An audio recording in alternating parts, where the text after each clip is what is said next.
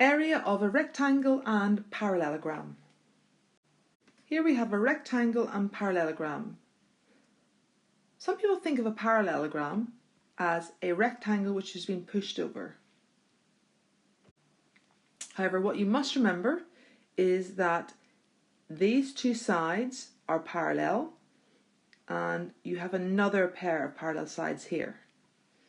And of course these two lengths are equal and these two lengths are equal. The formulas for the area of a rectangle and parallelogram are exactly the same.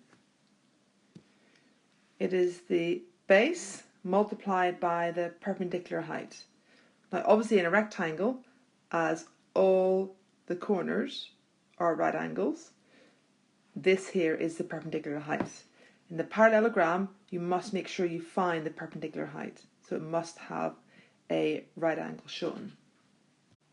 Like most formulas, it's abbreviated to A equals B times H. There's an invisible times in here. So let's have a look at an example. So we have a rectangle of 15 meters by 6 meters. So our base of 15 and our height of 6. So our formula, A equals B times H.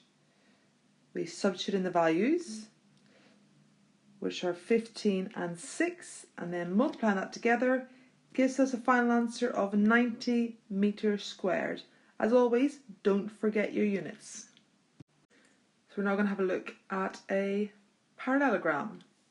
So we have our base of 11 centimeters and our perpendicular height of 7 centimeters.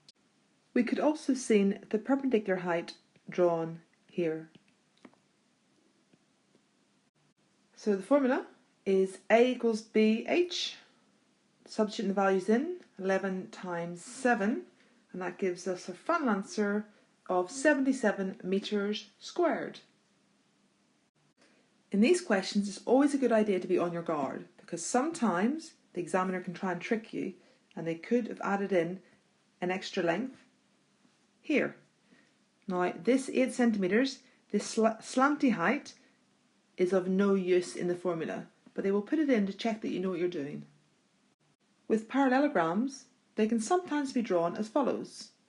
You can think of the parallelogram as it's on its side. So the base is 15 centimeters and the perpendicular height between the parallel sides is 8 centimeters. Remember to look out for the right angle.